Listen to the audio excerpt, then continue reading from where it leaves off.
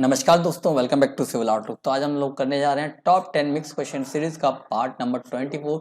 ये सीरीज आपके सभी लेवल के एई एंड जेई एग्जाम के लिए बहुत ही ज़्यादा इंपॉर्टेंट है सिविल के, चाहे वो यूपी ट्रिपल जेई का हो, राजस्थान का हो, एनएचपीसी का हो, एसएससी जेई हो, एम्स का हो, एनपीसीएल का साइंटिस्ट असिस्टेंट भी हो, चाहे इसरो का हो, सभी के लिए बहुत ही ज़्यादा इंपॉर्टेंट एंड हेल्पफुल होने वाली है।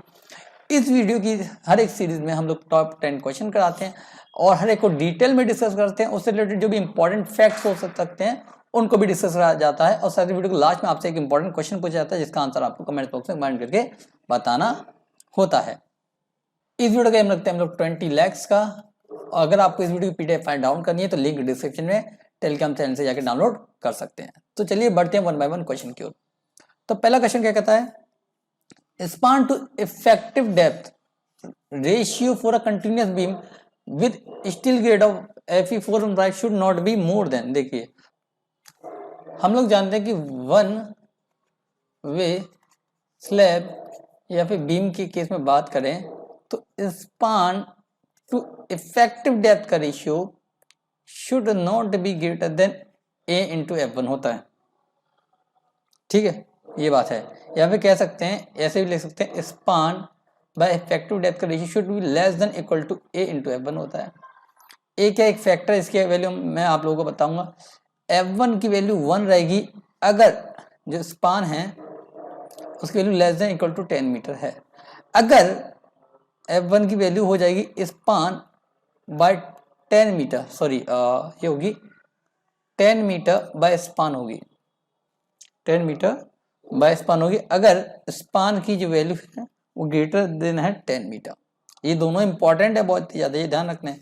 बच्चे यही कंफ्यूज हो जाते हैं कि आपको स्पान का डाटा दे रखा होता है और आपसे डेप्थ पूछी जाती है तो कैलकुलेट तो करते हैं, लेकिन वो उसमें F1 की वैल्यू चेंज हो जाती है स्पान की लेंथ के अकॉर्डिंग। ओके, अगर आप पूछा यहाँ पे बाय डिफॉल्ट अगर उसने लेंथ नहीं दे रखी है तो हम लोग मान के चलते हैं कि F1 की वैल्यू जो है 1 रहने वाली रहेगी। ओके, अब उसने span to effective depth ratio, effective depth का है ना, इफेक्टिव डेप्थ आएगी, ओवरऑल डेप्थ नहीं आएगी फॉर अ कंटिन्यूअस बीम। देखिए ए की ये वैल्यू है कैंटिलीवर के लिए, ए की वैल्यू है 7 होती है, सिंपली सपोर्टेड बीम के लिए 20 होती है और कंटिन्यूअस के लिए 26 होती है। ओके, तो कौन सी बीम की बात कर रहे हैं यहाँ पे बेटा, कंटिन्यूअस बीम की। तो आंसर क्या हो जाएगा, option number see the right answer. Okay, अगला क्वेश्चन देखते हैं।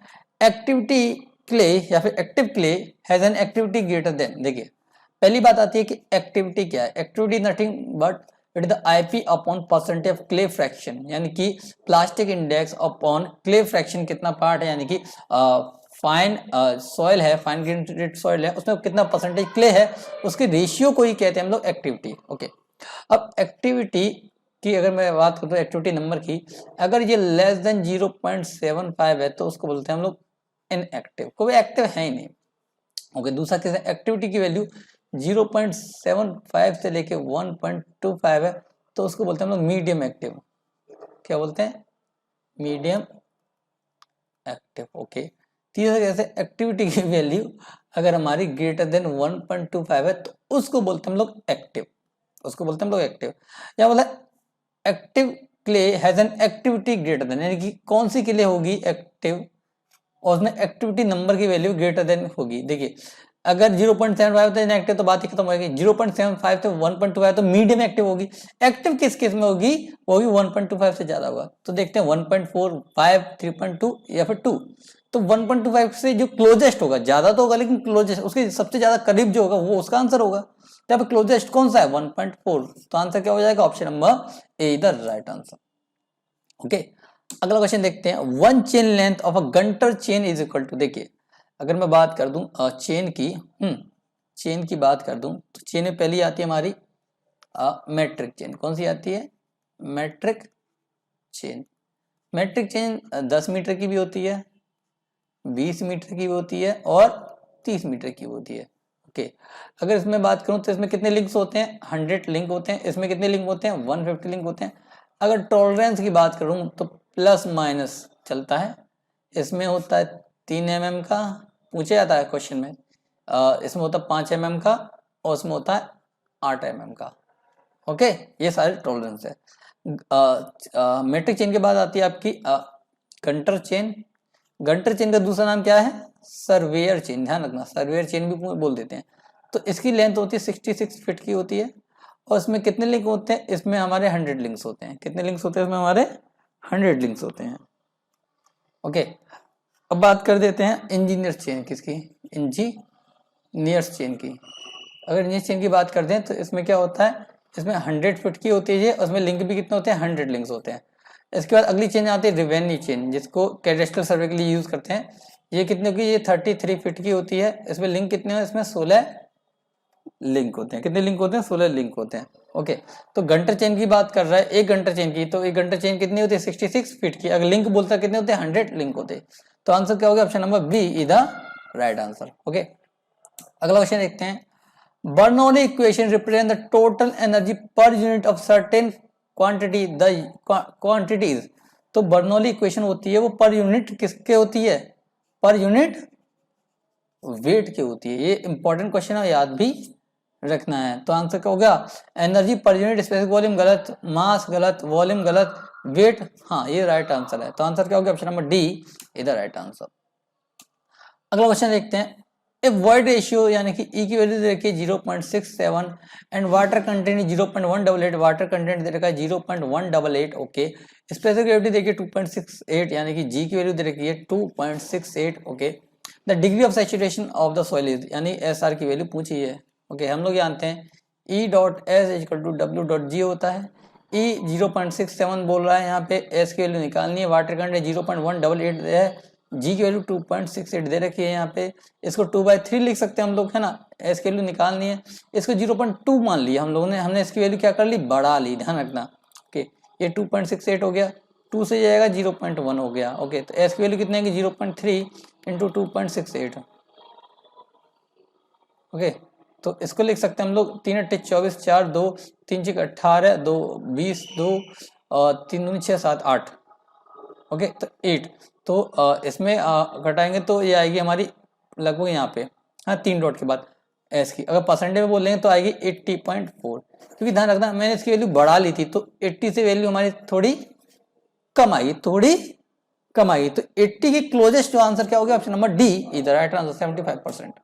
ओके, ऐसे कैलकुलेट करना है। अगर यहाँ पे ऐसा हो जाता कि 77 हो जाता, 75 हो जाता, फिर 79 हो जाता, तो उस केस में आपको डिटेल कैलकुलेट करना पड़ता A to Z, है ना, फिर एकदम एक्यूरेट कैलकुलेट करना पड़ता।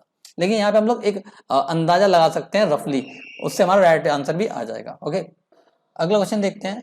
The average delta for rice crop is nearly, देखिए क्रॉप की बात कर दूं और यहाँ पे डेल्टा की बात कर दूं सेंटीमीटर में, तो राइस के लिए कितना होता है? ठीक है, राइस के लिए होता है आपका 120 सेंटीमीटर। ठीक है, और शुगर केन के लिए होता है, शुगर केन के लिए होता है आपका 90 सेंटीमीटर, और टोबैको के लिए होता है आपका यहाँ से 60 सेंटीमीटर। तो ये तीनों भी आपको याद रखने हैं। तो राइस क्रॉप के लिए कितना हो गया? ऑप्शन नंबर बी इधर राइट आंसर, 120 सेंटीमीटर। अगला क्वेश्चन देखते हैं। वेंचुरीमीटर यूज टू, देखिए वेंचुरीमीटर किसके लिए यूज करते हैं? ठीक है, वेंचुरीमीटर यूज करते हैं हम लोग डिस्चार्ज के लिए। किसके लिए? डिस्चार्ज के लिए। फॉर्मूला क्या होता है? Q इक्वल टू होता है CD A1 A2 under 2GH bracket में अंडर A1 का स्क्वायर माइनस A2 का स्क्वायर। ऑप्शन देखता है मेजर द प्रेशर, गलत है। वेलोसिटी गलत है। प्रेशर डिफरेंस, ये गलत है। डी देखता है measure the discharge of a liquid flowing in a pipe, तो आंसर क्या हो गया? ऑप्शन नंबर डी इधर राइट आंसर। ओके, चलो अगला क्वेश्चन देखते हैं। अगला क्वेश्चन क्या कहता है? The weight of a mild steel rod having length 2 meter and dia 10 mm। देखिए हम लोग जानते हैं कि वेट पर यूनिट लेंथ जो होता है डी स्क्वायर बाय 162 होता है, ये और डी किसमें? mm में है, पर मीटर लेंथ। ठीक है, तो इसको ऐसे लिख सकते हैं 0.00617 डी स्क्वायर पर मीटर लेंथ। ओके, तो ये 0.00617 डी यानी 10 का स्क्वायर कितने मीटर की बात की है? 2 मीटर की बात की है, तो 2 का गुणा कर देंगे। ओके, किस में आ रहा है? केजी में आएगा, वेट ध्यान रखना। तो ये कितना आएगा? 0.617 इंटू 2, तो 70 दूनी 34 और 6 दूनी 12 और 1.234 समथिंग आएगा आंसर। ठीक है, 1.234 तो ऑप्शन ए देखते हैं 5 kg, बी देखते हैं 1.24, सी देखते हैं 0.62, डी देखते हैं 2.12। तो आंसर क्या हो गया? Option number C, B is the right answer, 1.24 is the right answer. Okay, जो इसके क्लोजेस्ट आंसर रहने वाला रहेगा। अगला क्वेश्चन देखते हैं, द एक्सटेंशन ऑफ यूनिफॉर्म बार। कैसी बार? बार कैसी है? दो केस हो सकते हैं, एक टेपर्ड होती है, कॉनिकल हो सकती है, या फिर यूनिफॉर्म हो सकती है। यहाँ कैसी बोली? Uniform bar. Its own weight, यानी extension of uniform bar by its own weight as compare to bar loaded by the same weight at the free end, यानी कि ऐसी कोई बार है। ओके, पहला केस है क्या है? On weight. ऑन वेट का डिफ्लेक्शन क्या होता है? एक्सटेंशन को डिफ्लेक्शन बोल रहे हैं, क्या होता है? Gamma L square upon 2e, या फिर ऐसे रखते हैं पी एल बाय 2ae। ये ऑन वेट के कारण है, और ये एक्सटीरियर वेट कर सकते हैं, या फिर एक्सटर्नल फोर्स के कारण बोल सकते हैं गामा एल स्क्वायर अपॉन ई, या फिर पी एल बाय ए ई। अब इन दोनों का रेशियो लेंगे तो ये तो कैंसिल हो जाएगा, ए कैंसिल हो जाएगा, तो क्या आएगा? 1/2। ठीक है, तो रेशियो क्या है इसका? 1/3 है, 1/4 है, सेम है, गलत है, हाफ है, या फिर 1.5 है, सॉरी हाफ, 1/2 है। तो आंसर क्या हो गया? Option number D is the right answer. Okay, अगला क्वेश्चन देखते हैं। अगला क्वेश्चन क्या कहता है? A soft saturated clay. क्या है? पहली बात कि क्ले है। इस टेस्टिंग अनकन्फाइंड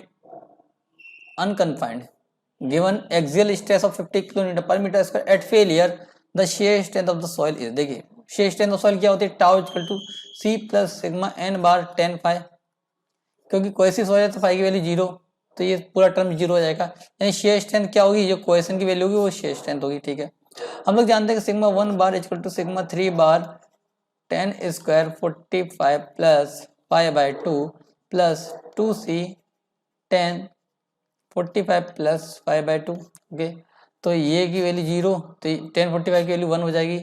ठीक है, इसकी वैल्यू 0, तो इसकी वैल्यू भी 1 हो जाएगी, और अनकन्फाइंड बोला है यानी सिग्मा 3 की वैल्यू भी 0 हो जाएगी। तो सिग्मा 1 बार क्या होगा? यहाँ से 2c के बराबर होगा। सिग्मा 1 बार कितना दे रखा है? यहाँ से 50, और 2c निकालना है, और c ही टाउ के बराबर है, तो c कितना निकलेगा? 25 किलो न्यूटन पर मीटर स्क्वायर। तो आंसर क्या हो जाएगा? Option number see the right answer.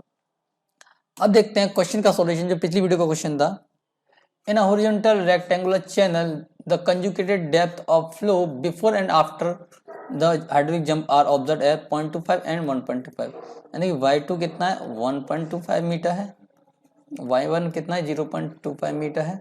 The energy loss due to jump, energy loss हम लोग जानते हैं क्या होता है?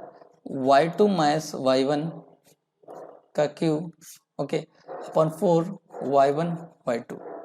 ओके, तो यहाँ से लिखते हैं हम लोग 1.25 माइनस 0.25 का क्यूब अपॉन 4 इंटू y1 की वैल्यू कितनी है? 1.25, सॉरी इसकी वैल्यू 0.25, y2 की वैल्यू 1.25, तो ये होगा 1 का क्यूब अपॉन 4 इंटू 0.25 इंटू 1.25। तो इसको ऐसे लिख सकते हैं 1/4 इंटू 0.25 को 1/4 लिख देंगे, 1.5 को 5/4 लिख देंगे, तो 4 से 4 कैंसिल हो जाएगा, तो ये 4/5 आएगा, तो 0.80 मीटर एक आंसर आएगा। तो आंसर क्या होगा लॉस का? 0.80 मीटर। तो आंसर क्या होगा? Option number A is the right answer. Okay, अब देखते हैं क्वेश्चन ऑफ द डे। तो क्वेश्चन ऑफ द डे क्या कहता है? What is the steepest gradient permissible on 2 degree of curve for broad gauge having ruling gradient of 1 in 200। तो इसका answer आपको कमेंट बॉक्स में कमेंट करके बताना है। इसी टाइप का क्वेश्चन मैं आपको पहले भी करवा चुका हूँ, बहुत ही ज्यादा इंपॉर्टेंट क्वेश्चन है, और इसके बहुत ज्यादा चांसेस हैं किसी ना किसी एग्जाम में आने के। ओके, तो आज की वीडियो में बस इतना ही। अगर आपको लेक्चर अच्छा लगा तो वीडियो को लाइक जरूर करना है। अगर आपके दिमाग में कोई भी क्वेरी है किसी भी क्वेश्चन के रिगार्डिंग, या फिर आपकी कोई भी एडवाइस, तो आप कमेंट कर सकते हैं। तो आज के लेक्चर में बस इतना ही। अगर आपको पीडीएफ फाइल डाउनलोड करनी है तो लिंक डिस्क्रिप्शन में टेलीग्राम चैनल से जाकर डाउनलोड कर सकते हैं।